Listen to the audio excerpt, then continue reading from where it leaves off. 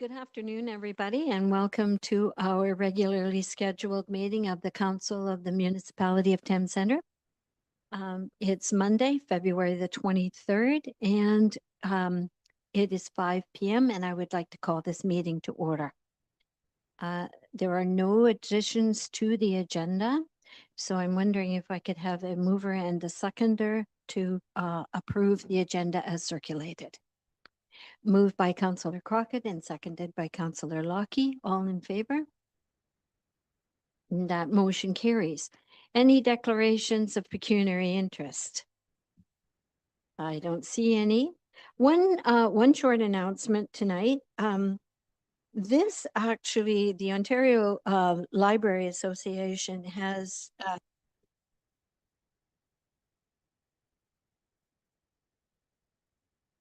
I don't want to listen.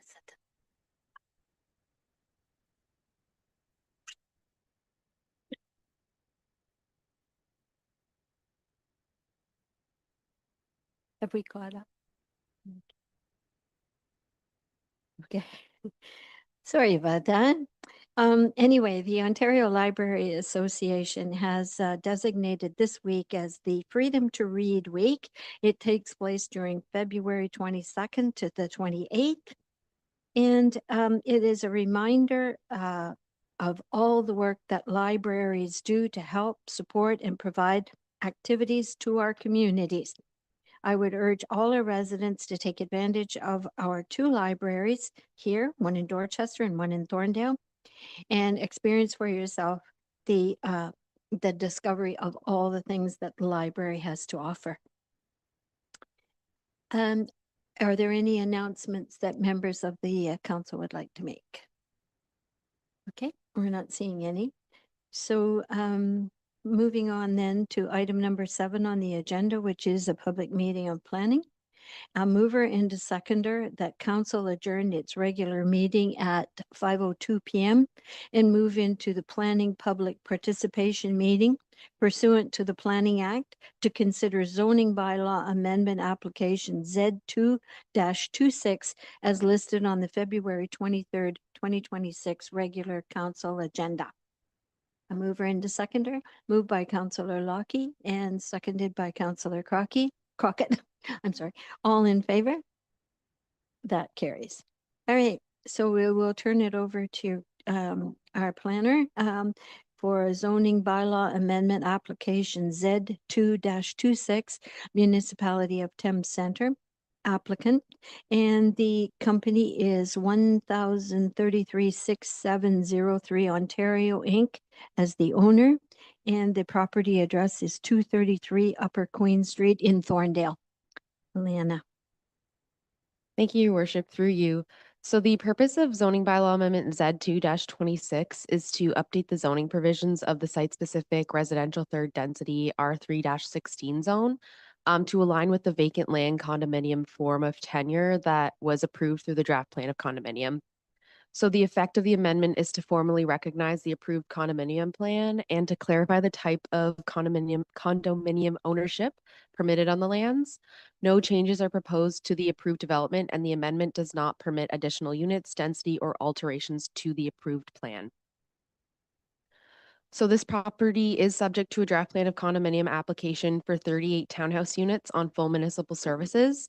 And through the detailed implementation review associated with the vacant land condominium, it was identified that certain provisions of the R3-16 zone apply to the property as a single lot, whereas under a vacant land condominium, each townhouse unit is considered to be a separate lot. So as a result, the existing zoning standards don't appropriately reflect the ownership tenure or the intended application of performance standards to individual units.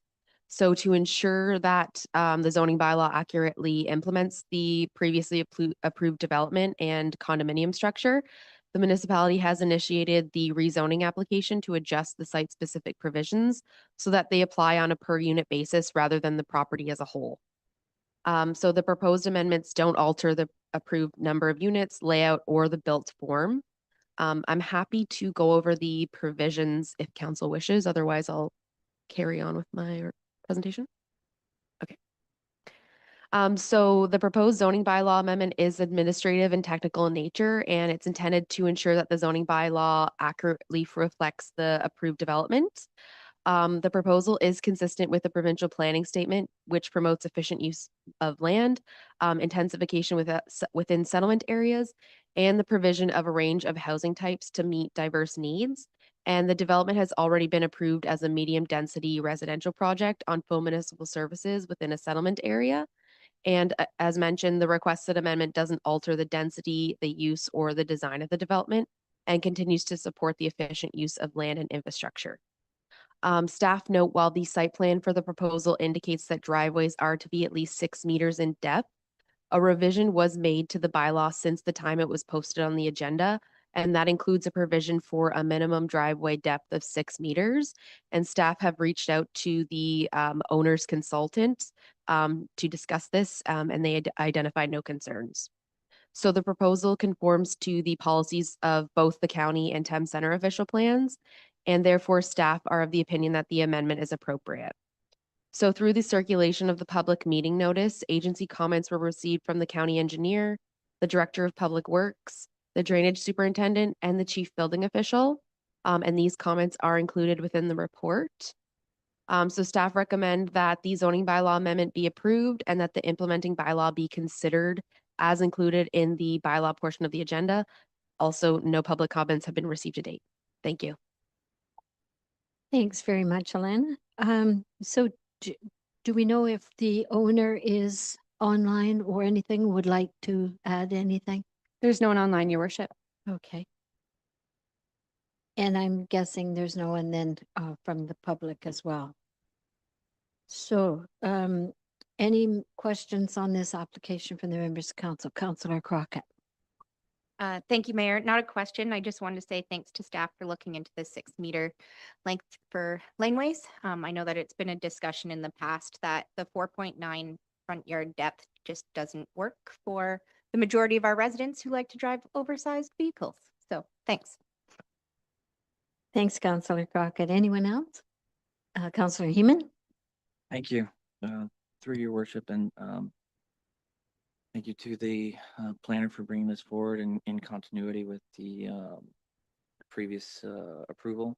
I just want to take this opportunity to state that we were told not by yourself, but by a previous planner that it would not be 3 stories, and it is 3 stories. So I just want to point out that those concerns were valid at the time, and the height was changed when it went to the county. So we can't change anything in the past, but just acknowledging that there was a discrepancy between what was reported and what occurred. Thank you, Councillor Heeman. Duly noted. Okay. Anything else from the members of council? No? Okay, there being no further discussion, the public participation meeting is now closed and we're looking to the decision, which is appended to your minutes and will appear on on your agenda and will be posted on the screen there. Just note that in the end of it, it will be the amended implementing bylaw be considered. Just so everyone's aware, it's the one with the updated size for the. Okay. All right. A mover and seconder. Moved by Councillor Crockett and seconded by Councillor Heeman. Okay, all in favor? All right, that carries then. Thank you.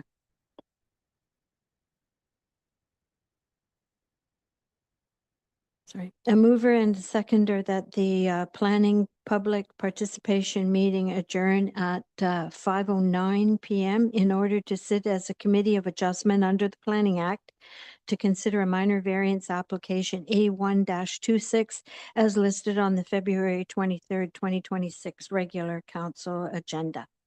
Moved by Councillor Crockett and seconded by Councillor Heeman. All in favor? And that carries. Thanks. Okay, so moving over to item number 8, a minor variance application A1-26, Ron Lukings and Vicky Liswick Lukings, applicant, and Ron Lukings as the agent, and the property address is 5971 Marion Street. Okay, Elena, we'll turn this over to you. Thank you, Your Worship, through you.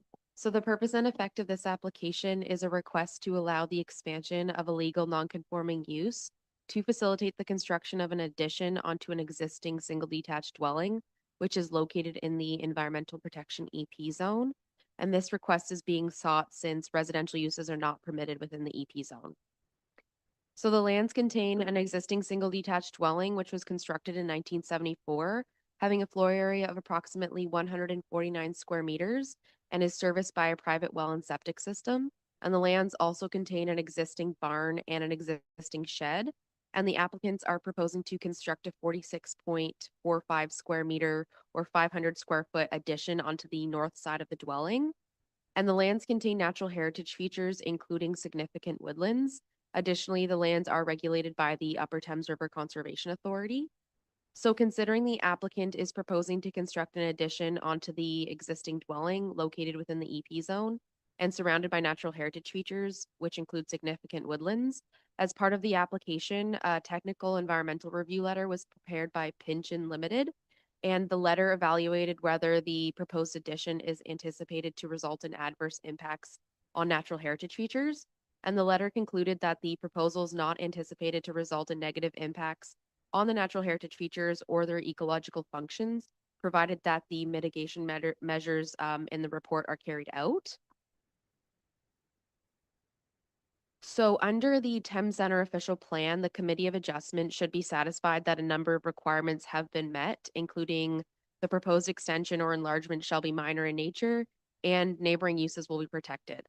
So staff is of the opinion that the requirements have been met or are capable of being met.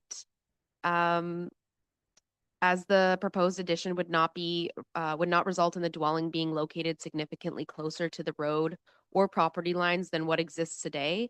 And based on the opinion provided by Pinchin Limited, the addition is not anticipated to result in negative impacts on the natural heritage features, and staff don't anticipate adverse impacts on neighboring lands.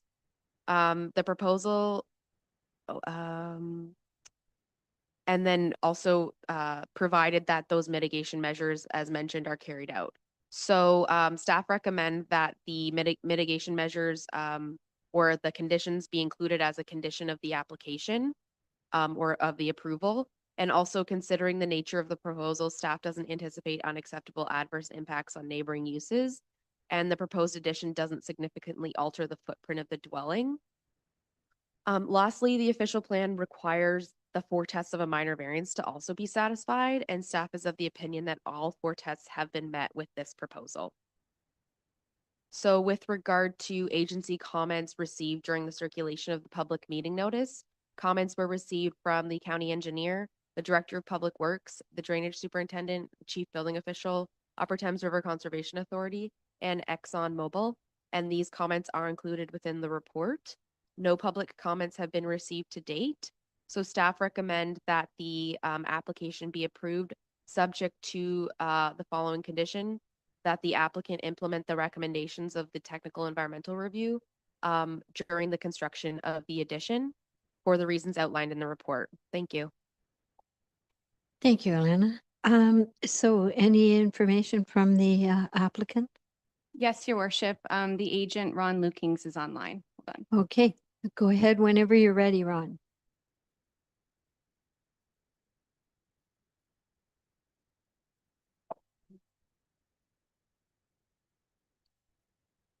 Are you able to hear us?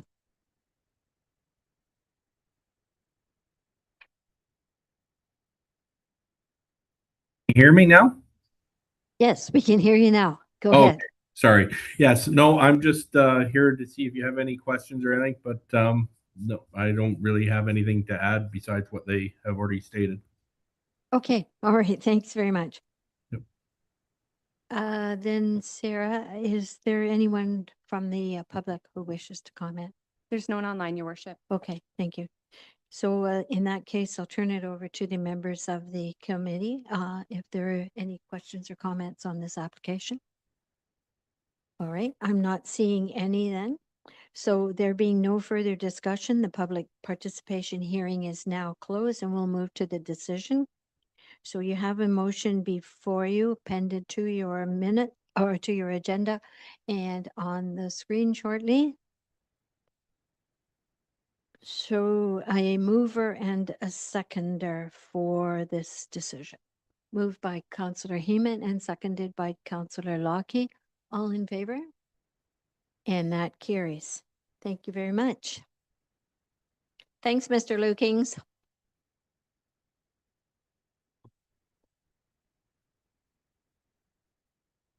Okay, another motion now to move into Committee of Adjustment. So the motion is that the Committee of Adjustment adjourn at 5:15 p.m. and council reconvene its regular meeting. A mover and seconder. Moved by Councillor Lockie and seconded by Councillor Crockett. All in favor? Carried. Item number 9, approval of the previous minutes. So that the minutes of the regular meeting of council held on February the 9th, 2026 be approved as circulated, and again, a mover and a seconder. Moved by Councillor Lockie and seconded by Councillor Heeman. All in favor? And that carries. Move on to consent agenda. Items listed under the consent agenda are received for information in one motion. Council members may request that one or more items be separated for further action. So does anyone want to pull anything? Councillor Crockett? Yeah, Mayor, if I could pull 10.2. Okay. Do you want to go ahead? Perfect. I was just hoping that our treasurer could give a very high level description of how the proposed tax ratio will impact Thames Center. Through the chair, so the county's 2026 tax ratios are unchanged from 2025. So there's no change to, what property class receives a different proportion of the tax rate.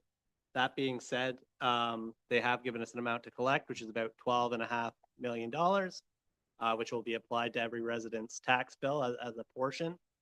That the average homeowner should see about $165 a year increase, and that would include the lower tier Thames Center portion, the education portion, as well as the county's portion. Thank you for that. I think it provides a bit of clarity for a resident. Okay. Anything else from council? No? Okay, that being said then, a mover and a seconder that consent agenda items 10.1 and 10.2 be received for information. Moved by Councillor Crockett, seconded by Councillor Lockie, and all in favor? And that carries.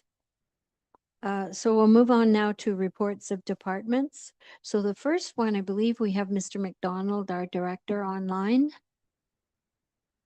Okay. So any opportunity you want to take, Steve, to jump in and give your report? Okay, thank you. Virtual greetings. Through you, your worship, council has before them report CSF 002-26 regarding 2 grant opportunities. The purpose of this report is to advise council of 2 available grants and how, if successful, these grants could benefit our community. The first grant opportunity is Royal Bank's Barrier Buster program, offered in partnership with the Rick Hansen Foundation. This grant will provide up to $40,000 each in funding for 40 recipients across Canada. The next proposed phase of our Dream Park is a wheelchair swing, which is a perfect fit for this grant. Next month, the municipality hopes to be able to announce another grant that will also assist with the cost of a wheelchair swing.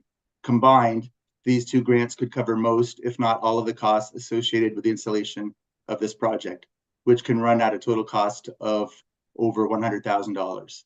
In addition to any grant funds, the Dream Park Committee currently has approximately $20,000 in donations on hand and available to assist with the cost of future phases of the Dream Park. As explained in the financial implications section of this report, in the event that there was the need for any municipal funding for a wheelchair swing. Since this was not included in our 2026 budget, staff would report back to council for consideration of municipal funding, likely from reserves if capacity allows. In other words, this report here is not binding the municipality to anything. The second grant, since submitting this report, more information has come in, and we no longer need to consider that grant. The Playroom Experiment has had a one-on-one coaching session with the Ontario Trillium Foundation since the report was submitted, and has been advised that due to the nature of our relationship with the Playroom Experiment, whereby we provide space but are not directly involved with the programs he offers, the Playroom Experiment would need to apply independently for any funding from the Trillium Foundation. And I'm happy to answer any questions that council may have at this time. Thanks, Director McDonald. Any questions from council on this one?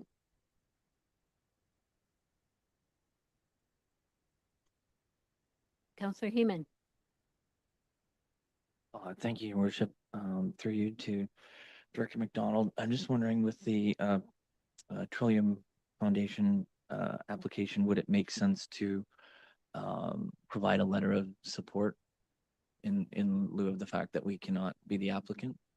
Or yes, through the chair, yes, definitely. And the one thing that I mentioned to Mr. Primo is I'd want to make sure if he does so choose to apply for any funding, that it would be something that the municipality is in support of. For instance, if he wanted to put a helicopter pad on the roof, we would advise against that and not be supportive. Whereas if it was something more logical that would add to the programs we can offer out of our facility and or add to the value of our facility and our building, then definitely a letter of support would be great.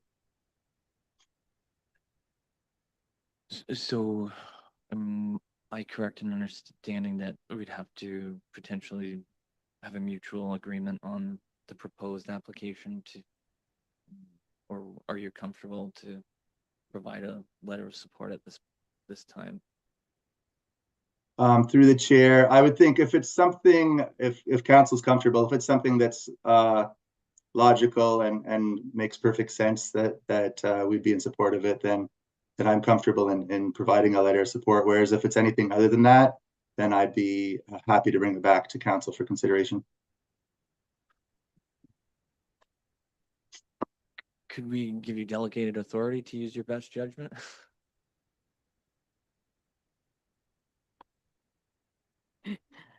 Did you? Okay.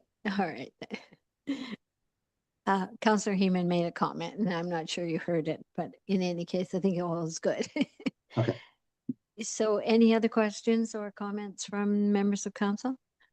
All right. In that case, then we will be striking the latter part of that motion, and the motion will now read, a mover and a seconder, that report number CSF-002-26 be received for information, and that council directs staff to submit a grant application to the RBC Barrier Buster Grants Program in an effort to obtain funds to add a wheelchair swing to the Dorchester Dream Park. Moved by Councillor Lockie, seconded by Councillor Crockett, and all in favor? Thank you, and that carries. So we'll move on to the next item, which is 11.2.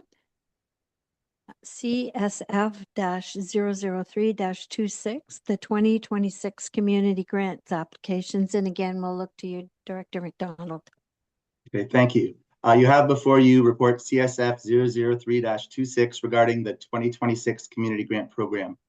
This year, we received 13 applications totaling over $63,000 in requests, with a $40,000 budget for this program again this year, as we have had in the last 2 years.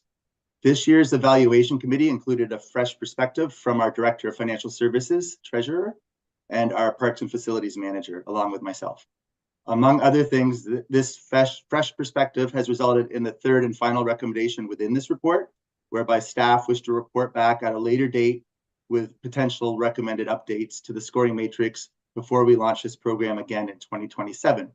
A key reason for reporting back is to ensure that the scoring matrix continues to properly capture the sort of projects that council wishes to support through this program. The prime example of this is the fact that the two requests received this year from Lord Dorchester Secondary School, projects that have long been supported by the municipality, do not score well on the current scoring matrix, with both of them scoring under 50%. The first one of those is the Lord Dorchester Secondary School Graduation Awards, which we have provided funding to since at least 2016. With the one portion of it, the co-op award, not starting until 2020, and we've supported that since its inception, but the other part of it started in 2016 or earlier. While the Lord Dorchester Secondary School robotics program has received a total of $18,000 from the municipality over the past 4 years, and I assume will have a serious negative impact without funding from the municipality this year. So that's one of the reasons we want to report back, or a key reason. You will find 3 attachments to this report. The first attachment provides a brief summary on what each of the 13 applicants is requesting funds for. The second attachment shows who received funds in the last 2 years, along with what has been requested for this year. And the final attachment shows the score each applicant received from the evaluation committee.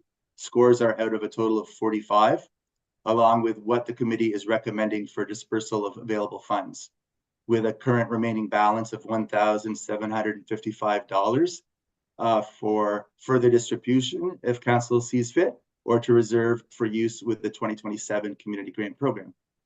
And with that, I'm happy to answer any questions that council may have at this time. Thank you. All right, any questions from the members of council on this particular item?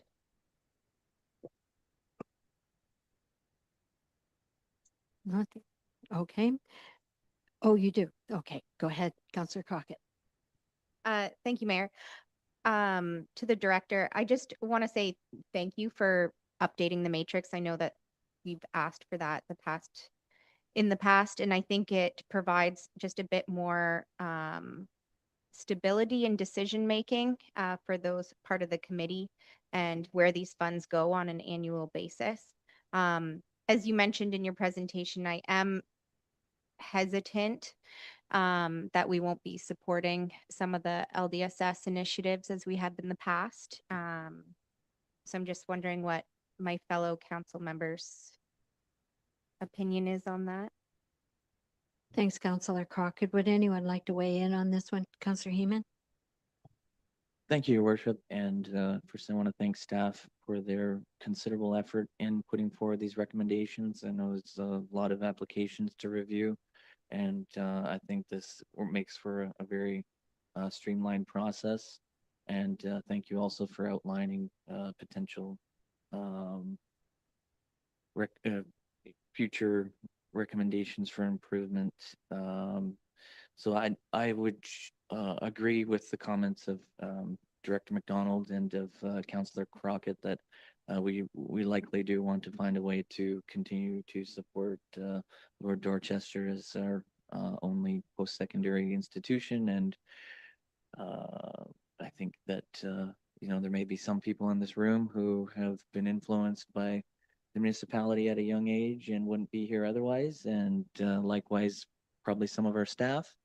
So I think those are things that have benefited us from both sides of the table and are likely worth continuing, along with the investment and capacity of advanced robotics knowledge. So if other members of council would be willing, I would make a motion to recommend or approve option 2, but with the amendment that the balance of the funds be directed towards the robotics fund. Okay, so you're making that a motion then. I'm just going to check with the clerk for a moment.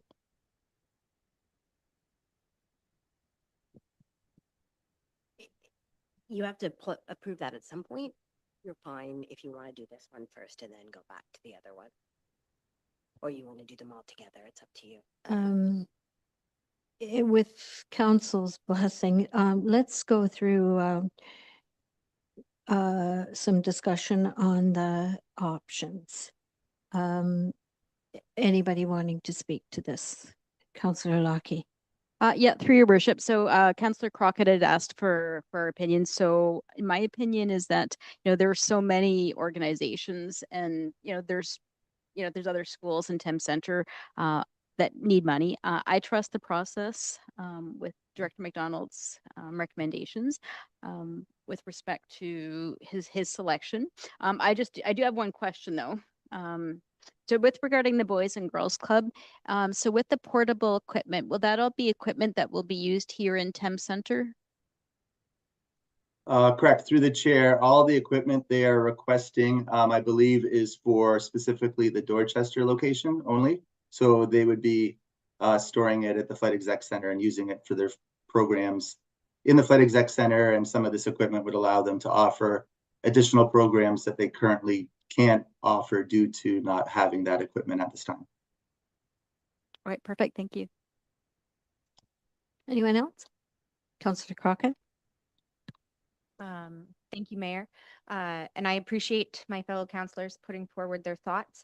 I would like to second Councillor Heeman's motion on the table. We can go through the first motion first if you want, as we amend that. But I think I'd rather see the funds for 2026 go to applicants that applied in 2026 as opposed to putting it into reserves for next year. So if the amendment, if Councillor Heeman's on board, would read $600 to LDSS commencement, and then the remaining funds, which is $1,155 to LDSS robotics. Thank you. Okay. If I may, I will comment on this as well. I think that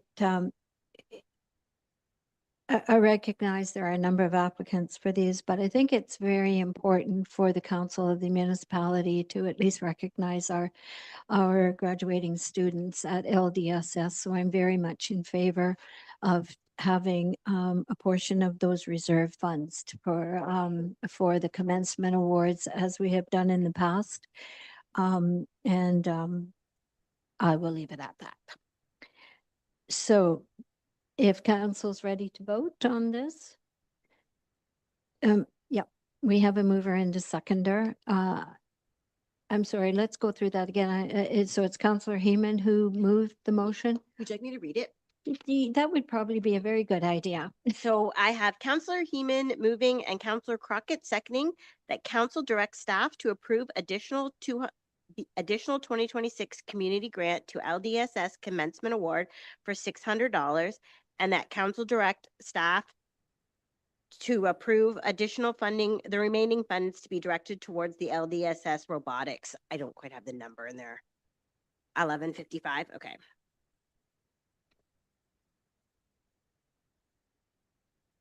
That agrees with your motion then, Tom, just to be clarified, and you're good still with that. All right, so at this point, we'll call the question. All in favor? Opposed? Okay, it's up to me. I will vote in favor of the motion. Okay, that passes then. All right, the next item on the agenda is 11.3.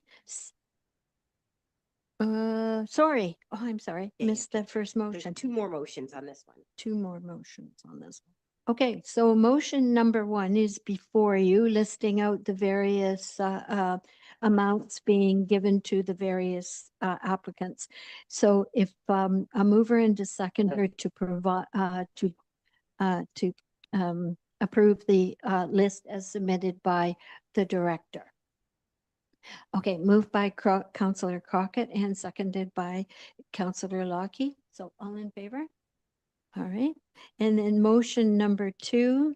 So that's council direct So staff that's to report direct- back. Report back. Okay, that's motion number 3. A mover and seconder. Moved by Councillor Heeman and seconded by Councillor Lockie. All in favor? Okay. We've covered that. All right, good. Now we can move on. All right. So 11.3 is CSF -006 26 active living center drop-in fees. Again, Director McDonald? Yeah, thank you. Through you, Your Worship. This report has been submitted following a recommendation from the Active Living Center Advisory Committee to amend the fee schedule in order to set all drop-in fees to either $3 or $4 for consistency. As you will recall, this was the case with the original fees recommended by staff, with the fee for pickleball then being reduced to $3 per session, while the others remained at $4. This recommendation is due to a combination of concerns from Active Living Center staff, the advisory committee members, and comments received from other drop-in program participants. There are a total of 12 drop-in programs offered by the Active Living Center at this time.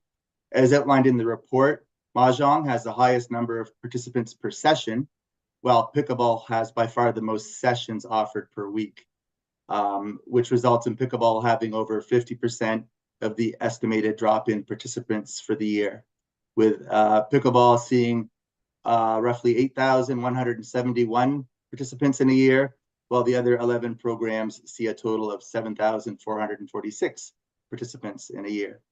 As a result, the decrease from $4 to $3 for pickleball will see a drop in revenue of just over $8,000 for the year. The comments section of this report covers off extra measures that staff will be following to help ensure a smoother adjustment to user fees moving forward. In addition, the 2027 budget proposal will include an estimate for conducting a fees and charges study to help ensure the appropriateness of all fees. The financial implications section of this report spells out how operating costs exceed the drop-in fee revenue, which plays a role in the Active Living Center as a whole, having a net loss each year.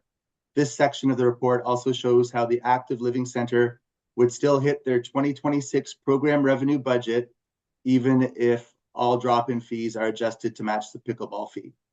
There would still be a net increase in revenue of $18,000 compared to the budget forecasting a $5,000 increase. And with that, I'm happy to answer any questions that council may have at this time.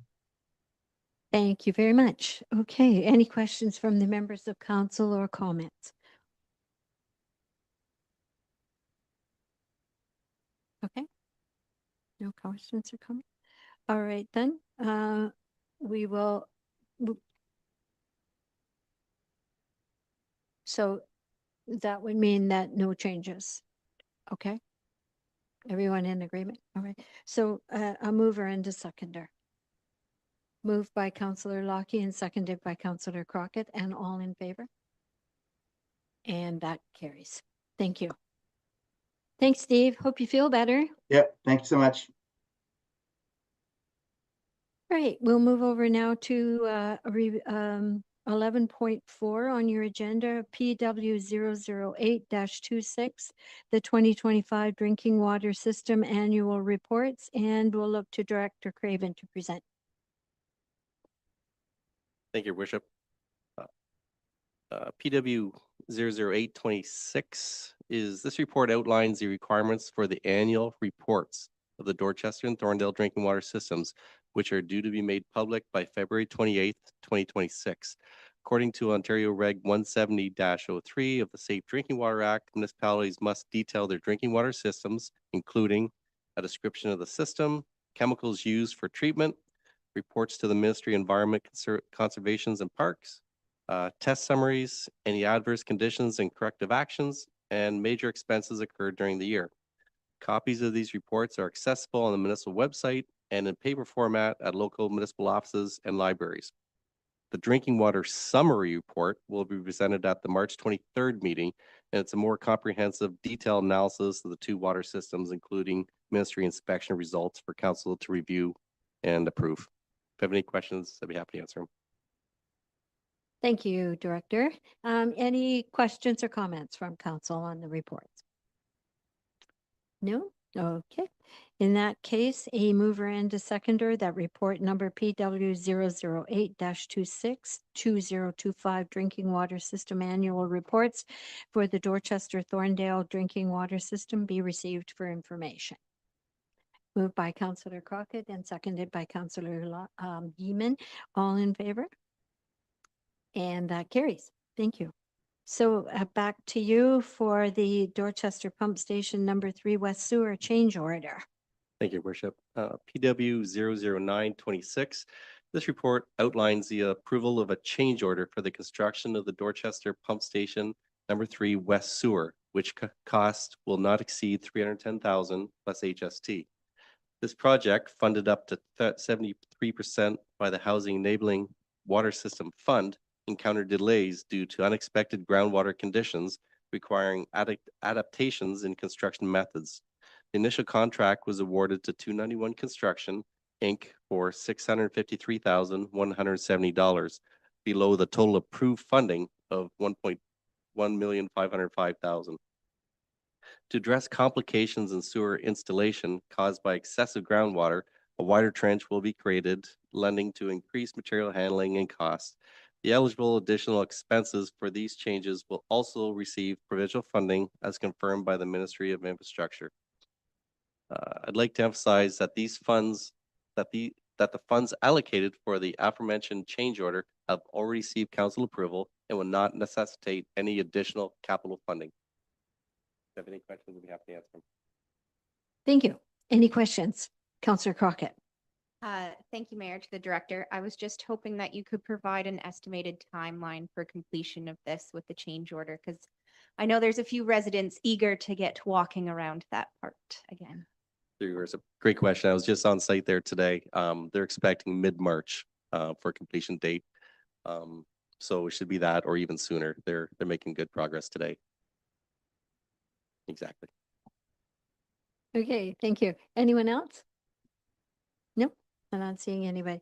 Okay, so a mover and a seconder for the motion that is appended to your agenda. Moved by Councillor Crockett and seconded by Councillor Lockie, and all in favor? Okay, that carries. Thank you very much. So item number 12 are reports of committees. Items listed under the reports of committees are approved by council in one motion. Council members may request that one or more items be separated for further action. So on the two that are there, I'm sorry, the one that is there, any questions? None? Okay, a mover and a seconder then. Moved by Councillor Lockie and seconded by Councillor Heeman. And that, all in favor? And that carries. Thank you.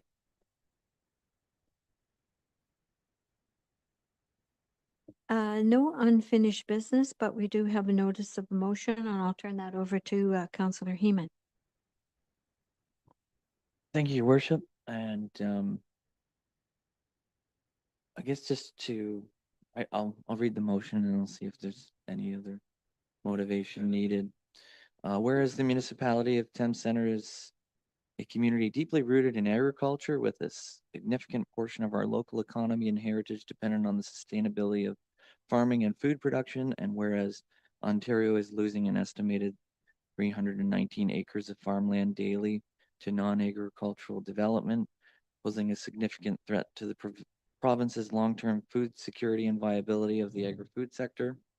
And whereas Bill 21, the Protect Our Food Act 2025, currently before the Legislative Assembly of Ontario, seeks to preserve productive agricultural land by requiring agricultural impact assessments before zoning changes can occur and by establishing a food belt protection plan.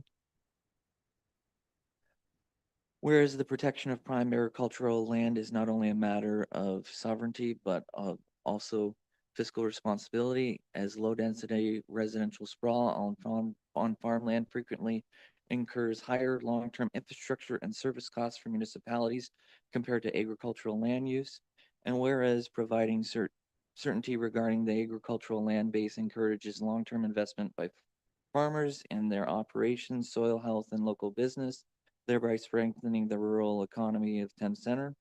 And whereas low-density urban sprawl increases the per capita cost of municipal infrastructure and service delivery, including roads, water, wastewater, and emergency services, creating a long-term financial burden on the municipality that often exceeds the tax revenue generated by such development. Now therefore be it resolved that the council of the municipality of Thames Center hereby express its support for the principles and objectives of Bill 21, Protect Our Food Act 2025, to ensure that Ontario's prime agricultural land is preserved for future generations. And then council direct the clerk to send a letter of support for Bill 21 to the Honorable Doug Ford, Premier of Ontario, the Honorable Rob Flack, Minister of Agriculture and Agri-Food Business, Honorable Paul Calandra, Minister of Municipal. Yeah, those are reversed. Sorry. And the leaders of the appropriate ministers to the Ministry of Housing and Municipal Affairs. Thank you. And to the leaders of the opposition parties, and that a copy of the resolution be sent to the Association of Municipalities of Ontario, the Rural Ontario Municipal Association, and all municipalities within the county of Middlesex to encourage broader municipal support. So I guess if there's anything not said in that, I think that it's a bit of a wake-up call looking at how the recent urban boundary or urban settlement boundaries to our largest urban neighbor have been extended to the boundaries of the actual municipality. And I think that, we are all looking at 30-year timelines, and if that's what they believe that they will require in the next 30 years, I think that's a wake-up call in terms of what we're looking at the next time they have to do an official planned update. And to my knowledge, there's only 2 municipalities neighboring that urban center, Thames Center and Middlesex Center. And so I think it behooves us to speak up for the interests of our community, and especially when, given our strategic plan to maintain a small town rural feel, I don't think that there's a larger threat to that that value. It's not to say that we do not need development. It's not to say that housing is not important. But I think that we need to put proper incentives in place so that we are incentivizing growth and development inward and upward, and that we are not going to wonder how we got to this place 30 years from now. I don't think this is alarmist when you look at the fact that we no longer have Westminster Township the last time this occurred. So there is a historical precedent of things of this nature. My goal would be that, the lower tier municipalities share in this understanding, and that we can escalate this to the county level, and that the county can work collaboratively with the City of London to mutually advocate for this legislation. This is a private member's bill, and it may not receive royal assent, but I think that if we do not raise this issue now, then we are not ever going to change the discussion, and we're not going to enter into a responsible relationship with our land use. So I humbly submit this for your consideration. Thank you, Councillor Heeman. Council want to comment on this particular motion? Councillor Crockett. Thank you, Mayor, and thank you, Councillor Heeman, for bringing this forward. Aspects of this motion, I think, have been in conversation with the agricultural and rural organizations for quite some time. Ironically, the mayor and myself are actually going to the Farmland Forum mid-March, which the entire day kind of revolves around farmland trust and different opportunities of continuing farmland for producers, but also mitigating urban sprawl. So thank you for bringing this forward, and I'd be comfortable seconding this motion. Okay, any other comments? Councillor Lockie. Yep, through your worship, I fully support the motion as well. I think it's fantastic. And, with us, with Councillor Heeman bringing this forward, hopefully other municipalities will, adopt similar motions and also provide their motions of support. So if we get enough municipalities, we may actually get some traction on this. Thanks very much. So are we at the point where we want to vote on this? So we'll call the question, then all in favor?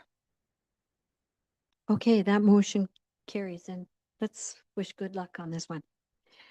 Any new business to be brought up by members? None? Okay, we'll move on then to bylaws. The bylaws are outlined on your agenda. It's item number 16 on your agenda.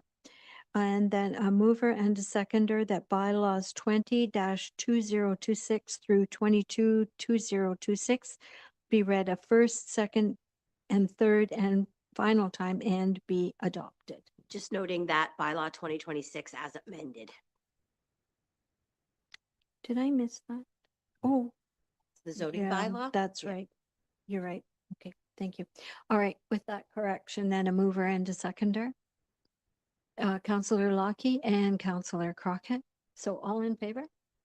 And that carries. So last item on the agenda is the meeting schedule coming up. Just a notification to anyone who may be watching this online. Thursday, February the 26th is at 4:30 in the Lion's Den of the Flight Exec Center at 2066 Dorchester Road. There is a special meeting of planning.